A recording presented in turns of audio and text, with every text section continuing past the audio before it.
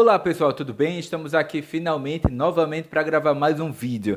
Infelizmente, devido às múltiplas tarefas que eu executo no meu dia a dia, seja no trabalho, na faculdade e nas horas intermináveis que eu perco no transporte público aqui na belíssima cidade de Aracaju, que é a capital do estado de Sergipe, eu não pude manter a minha meta, que era de gravar pelo menos um vídeo a cada 2 dias, né? Pelo menos ali uns 3 vídeos por semana, mas eu vou me esforçar, assim, com muita perseverança para conseguir gravar esses vídeos. Nem que eu grave na biblioteca da escola na qual eu trabalho, no núcleo de produção audiovisual da escola, mas enfim, infelizmente, as chuvas aqui no Nordeste meio que detonaram a escola na qual eu trabalho, a biblioteca passou por um verdadeiro dilúvio, várias infiltrações e vazamentos pela escola inteira, então realmente foi foi uma semana particularmente traumática. E realmente eu planejava gravar os meus vídeos no espaço da biblioteca escolar, né, na minha folga do almoço, mas infelizmente devido a esse caos trazido pela chuva, não foi possível. Então, vamos deixar, entre aspas, como eu costumo dizer, o que é remediado, o que é irremediável, remediado está, né? Infelizmente, não se pode lutar contra as forças da natureza e as obras pessimamente executadas do Estado. Então, sem mais delongas, vamos falar sobre o livro da vez.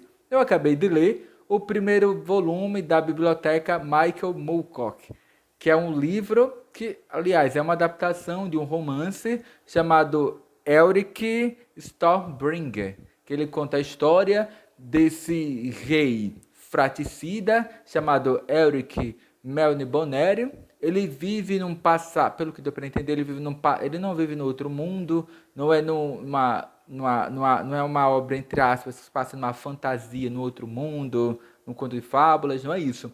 O Elric Melnibonério, ele vive no nosso mundo, porém num passado remoto, antes da nossa história oficial, e pelo que deu para entender, esse livro, aliás, a adaptação desse livro, Elric Stormbringer, seria o último capítulo, ou essa última grande aventura desse rei fraticida que é o Elric. Então ele conta esse desfecho da história dele, né? Basicamente é uma história que eu poderia chamar de dark fantasy, né? Tem uma certa similaridade, tem elementos ali que você percebe, pelo menos como leitor, que é nitidamente inspirado na obra do professor Ronald Tolkien, né, que é o autor do Senhor dos Anéis, do Hobbit, do Silmarillion, dos Contos Inacabados, entre outros. E ele também recebe uma forte influência do Howard, que é o autor texano do personagem célebre aí devido às revistas da Marvel e aos filmes de cinema, que é o Conan. Só que enquanto o Howard, ele basicamente ele desenvolve esse gênero de fantasia que é do espada e feitiçaria, o professor Ronald Tolkien, ele dá luz a esse gênero da alta fantasia. O Michael Moorcock, é Michael? É Michael Moorcock. Ele desenvolve esse subgênero aqui do romance de fantasia, que geralmente ficou chamado, conhecido pelo nome de Dark Fantasy, nessa fantasia sombria. É meio isso, que o Elric Melnibonér, repetindo, é um rei fraticida, albino, é o último descendente de uma linhagem de reis brutais e sádicos. Ele conduz, assim, com mãos de ferro, o reino, o império de Melnibonér. Repito, ele é o último descendente dessa linhagem decadente e vilanesca. Ele se encontra, entre aspas, no alto da sua maturidade. É um rei que é mais temido do que respeitado. Eu acho que ele, se fosse um personagem histórico, teria certamente influenciado o Maquiavel, que ele encarna bem isso, né? Enfim, né? Se é um irmão, um primo que está ameaçando o meu governo, tanto faz que ele seja o meu parente. Mata o desgraçado, né? Então, no início da história, ele se encontra no alto da sua maturidade, o último descendente dessa família real fraticida.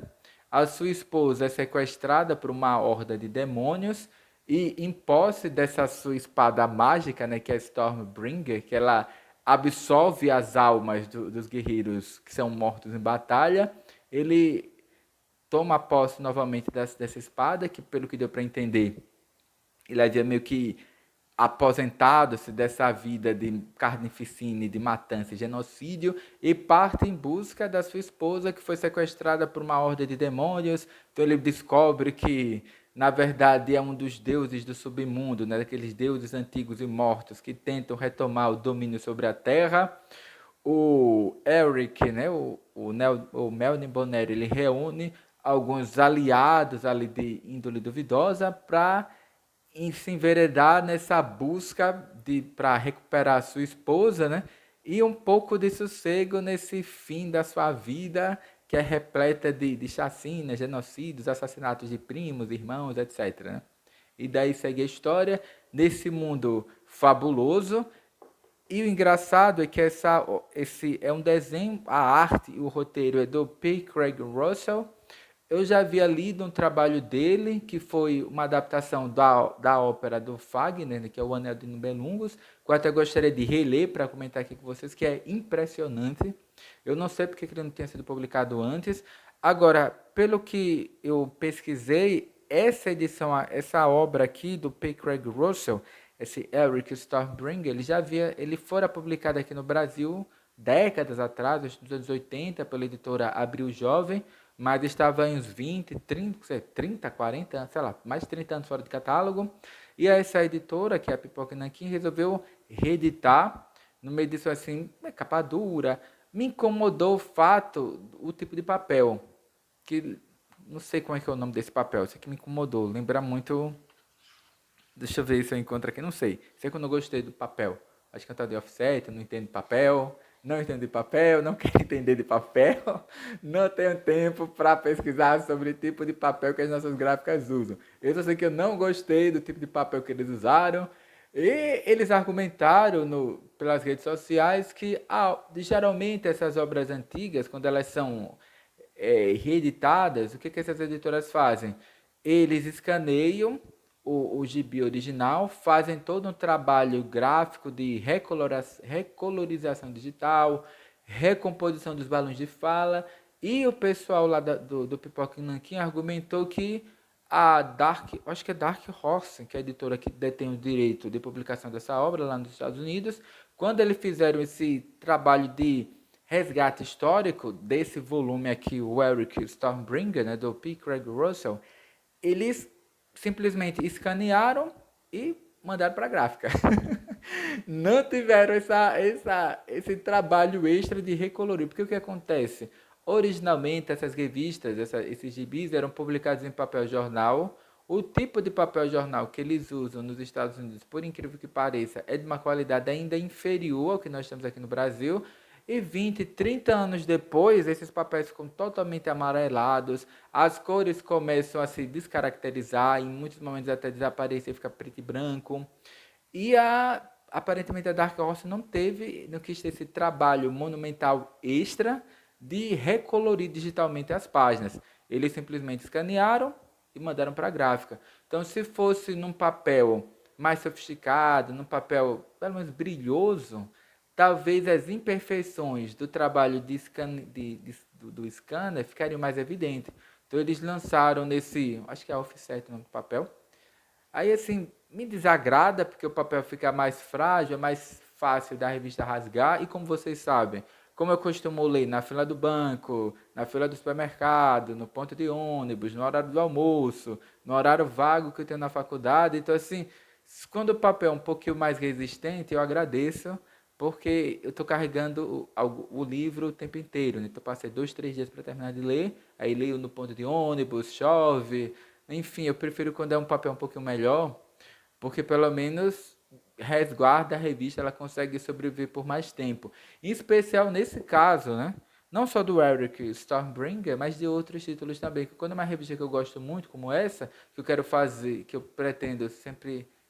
Eu sempre releio as coisas que eu gosto, e eu imagino que é isso que vai acontecer aqui com Eric Stormbringer. Então, assim, como o papel é mais frágil, suscetível às intempéries aqui do Nordeste brasileiro, que ora faz uma chuva torrencial, outra um sol egípcio.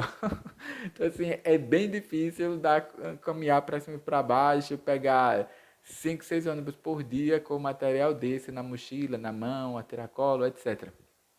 Mas, enfim, a história é espetacular. Mas talvez esse papel, acho que é Offset o nome, dá um aspecto mais antigo, porque uma coisa que eu abomino é um tipo de recolorização digital que se costuma fazer, que se alteram-se as cores originais, a revista, o gibi fica totalmente descaracterizado, eles tentam às vezes dar uma, uma modernizada nas cores e acaba atrapalhando. Pelo menos o tipo de papel combina com a obra, ressalta as cores originais e traz para o leitor um clima assim que de fato combina com a história, né? Não só por ela ser uma revista, um gibi dos anos 80, mas também por ela mostrar o fim de uma era, que desse Elric, não é só o fim do seu reinado, a consumação do seu reinado e da sua vida, né, adiantando o final da história, como também o final da era na qual ele vive, no qual essa era de fantasia sombria é deixada para trás, novos deuses surgem, uma nova humanidade se aproxima de sua aurora, que provavelmente é a preparação para a era histórica, a qual nós conhecemos através da escola, dos livros, da arqueologia, etc.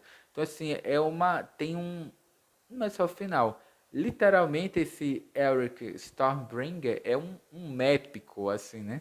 Quem já leu a Ilíada, a Odisseia, quem já leu Eneida, né, do Virgílio, que talvez seja o meu poeta preferido, né? Ou talvez uma obra como O Paraíso Perdido, né, de John Milton, que talvez seja o que se aproxima mais daqui, há de concordar que de fato esse Eric Stormbringer é um épico. Agora, ele saiu da literatura e nos anos 80 ele veio para os quadrinhos. E aqui está o título, a revista no caso, né, o Eric Stormbringer, que é o primeiro volume da biblioteca Michael Moorcock. E pelo que deu para entender, tem alguns textos introdutórios e de pós-fácil.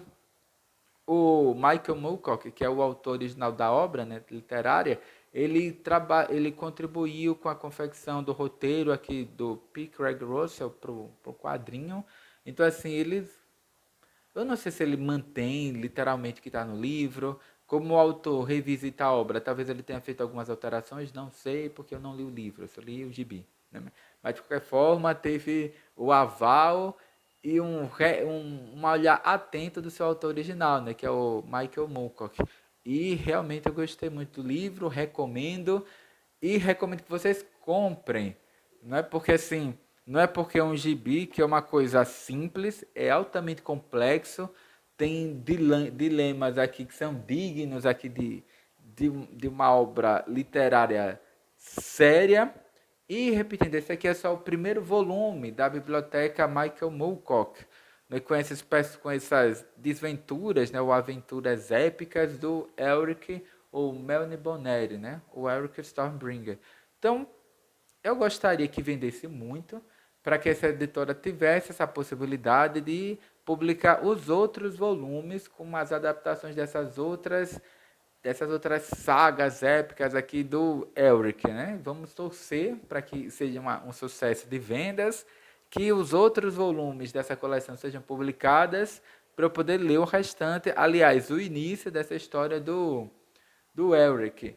Agora, é um primeiro volume da biblioteca Michael Moorcock, mas aquela questão ela pode ser lida isoladamente, essa obra, ou você de fato fica na dependência de ler os volumes anteriores, aliás, os volumes posteriores. Não. Ele funciona como uma obra à parte, você compra aqui o Eric Stormbringer, lê esse volume e descobre qual é o histórico dessa personagem aqui, desse rei fraticida. Agora, se os outros volumes da biblioteca forem lançados, aí vocês conhecem, e eu também, claro, evidente, outras desventuras aqui dessa fantasia sombria com o Eric Stormbringer, né, o Melny Boneri, que é esse personagem mais famoso do Michael Moorcock. Enfim, por enquanto é só. Deixa a recomendação para que vocês comprem, em especial para que vocês leiam. Pode pegar emprestado com alguém. né? Peçam aí, cadê o governo federal? Mande essas coisas para as bibliotecas escolares, que aliás, tem muito tempo que o governo federal tinha uma política de manutenção de bibliotecas públicas, mandavam revistas, sei lá, sobre história, filosofia, sociologia, matemática, gibis, romances nacionais e estrangeiros, obras de divulgação, de vulgarização científica. Nossas bibliotecas, assim, cresceram muito. Nós temos excelentes bibliotecas nas escolas públicas, mais de uns 4, 5 anos para cá, essas bibliotecas murcharam e quase foram fechadas ou extintas. Então vamos torcer para que o governo federal volte a fomentar, incentivar a manutenção dessas bibliotecas nas escolas, porque o hábito da leitura é fundamental. Aí, de novo, deixa aqui a recomendação. Quem não conhece o Eric Stormbringer, pode ler o gibi, pode ler o livro, que também tem disponível, só não sei a editora. Enfim, eles começaram a publicar e pararam. E então recomendo que vocês comprem aqui o primeiro volume da biblioteca Michael Moorcock. Compre mesmo, porque eu quero que seja um sucesso de vendas para que essa editora Seta de Pipoquinha aqui publique os demais volumes, mas é muito bom. Aí voltando, você que gosta do Howard, né, que é o autor do Conan, se você gostou do Senhor dos Anéis ou do Hobbit, né, do adaptação do Peter Jackson da obra original do professor Ronald Tolkien, né? Então assim, se você gosta desse tipo de livro, gostará certamente aqui do Eric Stormbringer, né, o Melanie Boneri. Por enquanto é só, até o próximo vídeo e de fato leiam, acho que vale a pena. E repetindo, quem gostou ali do Hobbit, do Senhor dos Anéis, dos contos e das novelas do Howard, né, que é o autor do Conan, como por exemplo Pregos Vermelhos, né?